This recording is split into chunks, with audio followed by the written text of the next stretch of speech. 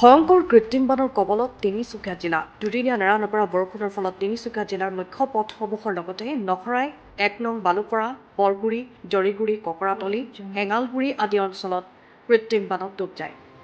ৰাজ্যৰ ৰাস্তা পদূলিৰ লগতে বাসগৃহ সম্পূৰ্ণ পানীৰ তলত উল্লেখযোগ্য যে প্ৰতি বছৰে তিনিচুকীয়া জিলাৰ কৃত্ৰিম বানৰ পৰা ৰাজ্যে যথেষ্ট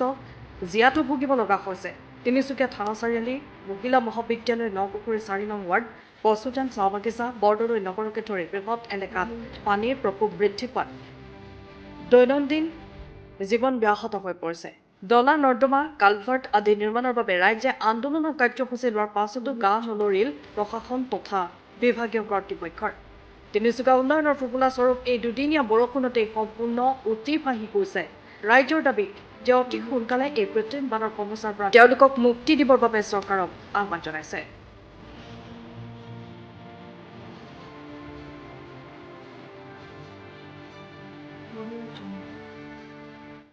কি কৰিম গোটেই ঘৰে দুৱাৰে পানী হৈ গৈছে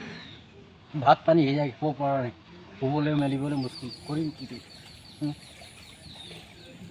পানীটো ক'ৰ পৰা আহিছে এইটো বেছিকৈ পানীটো গোটেই এইফালৰ পৰা আহি আছে এই বাইপাছত কিমান পানী টানিব সেই দুটা ইমান এটি কলবত দুটা অঁ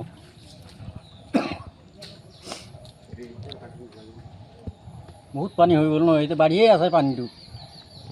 তেওঁলোকে শীতকালত কৈছে যে যোনটো টেম্পৰাৰী কাম হৈ আছে এইটো শীতকালত RCC কালভাৰৰ সেই ব্যৱস্থা কৰি দিব বুলি কিন্তু টেম্পৰাৰী যিখিনি সেই কৰা হৈছিলে কাম সেইখিনিতো কোনো পানী টানিব পৰা ব্যৱস্থা ভাল হোৱা নাই তাৰমানে কাৰণে গোটেই গাঁও আজি 14 তাৰিখ ৰাতি আৰু 15 তাৰিখ ৰাতি যি নেৰানেপেৰা বৰষুণ দিলে